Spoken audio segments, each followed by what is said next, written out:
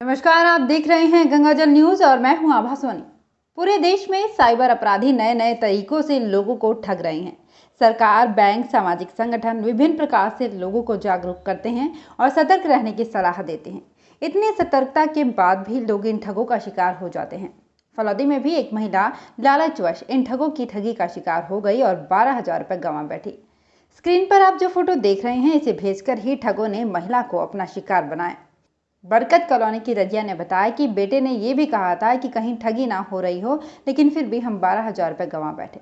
आप लोग इन साइबर अपराधियों का शिकार नहीं हो, इसलिए ये खबर दिखाई जा रही है। साइबर अपराधी सारा दिन लोगों को ठगने के लिए मोबाइल पर यही काम करते हैं। बरकत कॉलोनी की रहने वाली रजिया साइबर क्राइम करने वालों की बातों का शिकार हो गई और 12,000 रुपये गंवा बैठी। गरीब परिवार की रजिया अभी तक समझ ही नहीं पा रही कि उसने ऐसा कैसे कर दिया। रजिया ने बरकत कॉलोनी स्थित अपने छोटे से घर में ही मनिहारी आदि का सामान बेचकर गुजारा करती है और पति टेम्पो चलाता है। 4 बच्चे हैं। उसने बताया कि 3 मार्च को उसके फ़ोन पर टेक्स्ट मैसेज आया कि उसकी 25 लाख की लॉटरी निकली है और उसने व्हाट्सएप नंबर पूछा। उसने 10वीं में पढ़ रहे अपने बेटे को बताया तो उसने कहा कि ये ठगी हो सकती है, लेकिन फिर भी लालच में आकर जिस नंबर से मैसेज आया था उस पर कॉल कर दी। तब उसने पूरी बात बताई और इस प्रकार से समझाया कि परिवार जानते समझते भी उनकी बातों में आ गया। 25 लाख के लालच में 12,000 रुपये उन्हें गूगल पे से भिजवा दिए। ठगों ने 25 लाख के चेक की फोटो व्हाट्सएप पर भेजी जिस पर रजिया का नाम लिखा था। ठग ने खुद को आधार कार्ड, पैन कार्ड आदि भी भिजवाया ताकि इन्हें विश्वास हो जाए, लेकिन तब तक वो और परिवार समझ चुका था कि ठगी का शिकार तो हो चुके हैं, लेकिन अब क्या करें, ये सोचते हुए कई दिन निकल गए। रजिया के बेटे परवेज ने बताया कि आज भी ठगों का फोन आया था कि बाकी रुपए भेजोगे तो 25 लाख का चेक मिल जाएगा। रजिया ने हमसे बात की, सुनिए उसने क्या। मेरे फ़ोन पे पहले मैसेज आया ये व्हाट्सएप पे कि आपके 25 लाख का लॉटरी लगा है और आप ये नंबर लॉटरी नंबर दिए कि आप इस पे व्हाट्सएप कॉल करो। और जब कॉल किया तो उन्होंने बोला सुबह 9 बजे मुझे बैंक जाने से पहले कॉल करना और किसी को बात मत करना। और सब जब सुबह 9 बजे उसका कॉल आया तो उन्होंने बोला कि आप ऐसा करो 12,000 रुपये डालो इसके अंदर, तो आपके 25 लाख रुपए इसके अंदर भेजे। कितने तारीख को मैसेज आया आपके पास? 3 मार्च। अच्छा, 3 मार्च। आपने पैसे कब डाले? 17 मार्च। 17 मार्च को। और आपको क्या क्या बोला, क्या लॉटरी किस हिसाब से पैसे डाले जाएंगे? मोबाइल से उन्होंने बोला गूगल पेमेंट कर दो। तो हमने बोला कि हमारे पास भाई 6,000 रुपये 12,000 रुपये है नहीं, क्योंकि हम तो खुद 3rd क्लास में चल रही है। तो बोले ऐसा करो आप किसी से उधार ला करके आप 6,000 पहले डाल दो, तो हम 2 चेक बना लेते हैं 12,000 12,000 का। तो आप 12.5 लाख का हम चेक बना देंगे, आप 6,000 पहले डाल दो, तब आपके 12.5 लाख आ जाए तो उसके अंदर से आप 6,000 और डाल देना। तो 6,000 हमने डाले। तो उसके बाद में बोला उन्होंने बोला कि 2 चेक तो बन नहीं रही है, आप ऐसा करो 6,000 और डालो। तो चेक जो है हम पूरा डाले।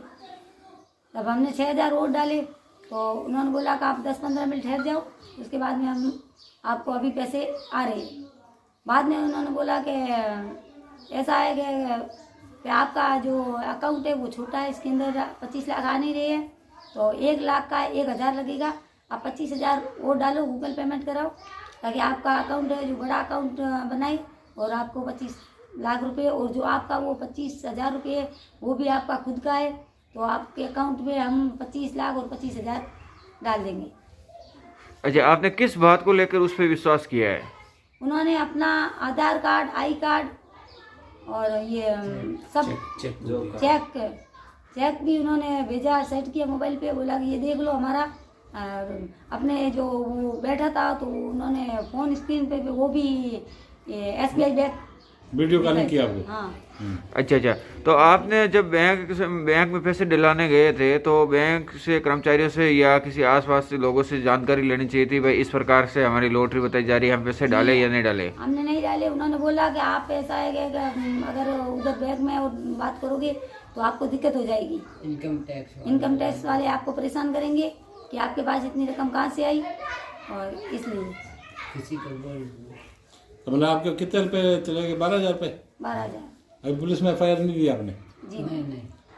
ऐसे शातिर अपराधियों से सावधान रहें, सचेत रहें। इस खबर को दिखाने का मकसद भी यही है। और अब रुक करते हैं दूसरी खबरों की। शाम करीब 6 बजे अचानक मौसम ने पलटी मारी और आंधी के बाद बूंदाबांदी होने लगी। दोपहर में मौसम साफ था, लेकिन शाम को अचानक आंधी चलने लगी। करीब 10 मिनट तक चली आंधी के बाद बूंदाबांदी होने लगी और आसमानी बिजली चमकने लगी। शाम तक बादल छाए हुए थे और बरसात की संभावना भी बनी हुई थी। निजी शिक्षण संस्थान संघ फलौदी की बैठक बापूनगर स्थित लालचंद मिलापचंद ढढ़ा विद्यालय में हुई, जिसमें फलौदी, बाप, लोहावट और ब्लॉक के सभी निजी स्कूल संचालकों ने भाग लिया। प्रदेश उपाध्यक्ष अशोक कुमार पालीवाल ने बताया कि कोरोना गाइडलाइन की पालना के साथ विद्यालयों का संचालन करना चाहिए तथा विद्यार्थियों का समय पर अध्ययन का काम पूर्ण किया जाए, ताकि अगली क्लास में बच्चे को ज्यादा समस्या का सामना नहीं करना पड़े। बैठक में सर्वसम्मति से निर्णय लिया गया कि बिना टीसी के कोई भी विद्यालय प्रवेश न दे। बैठक में अध्यक्ष हुक्माराम सुथार ने बताया कि RTE पोर्टल पर 25 मार्च से पहले विद्यालय की प्रोफाइल को अपडेट कर दें, ताकि आगे 8वीं बोर्ड के फॉर्म भरने में समस्या न आए। बैठक में एकीकृत मान्यता मॉडल, RTE पुनर्भरण, कक्षा क्रमोन्नति, वार्षिक परीक्षा का आयोजन, शिक्षण शुल्क, 8वीं बोर्ड संबंधी सभी मुद्दों पर चर्चा की गई। बैठक में जिलाध्यक्ष हरदेव कल्ला, जिला सचिव गंगा विशन बिश्नोई, भागीरथ बिश्नोई, सचिव ज्ञानचंद कटारिया, ओम प्रकाश भूतड़ा, राजस्थानवी जगपाल बाजिया, श्याम सुंदर बाजिया, पूनम चंद पालीवाल, नीरज कंवर शेखावत, सीता कुमावत, मेघराज पालीवाल आदि स्कूल संचालक उपस्थित। राजस्थान शिक्षक एवं पंचायती राज कर्मचारी संघ उप शाखा फलौदी के चुनाव आज हुए। चुनाव में सभाध्यक्ष हजारी राम डारा, ब्लॉक अध्यक्ष रेवंत लीलावत, मंत्री मुकेश, वरिष्ठ उपाध्यक्ष भागीरथ भादु, उपाध्यक्ष सवाई सिंह भाटी, महासचिव मोहम्मद हैदर, संगठन मंत्री अर्जुन सिंह, सह संगठन मंत्री जोगेंद्र जिनगर, संयुक्त मंत्री विवेक कुलदीप निर्विरोध चुने गए।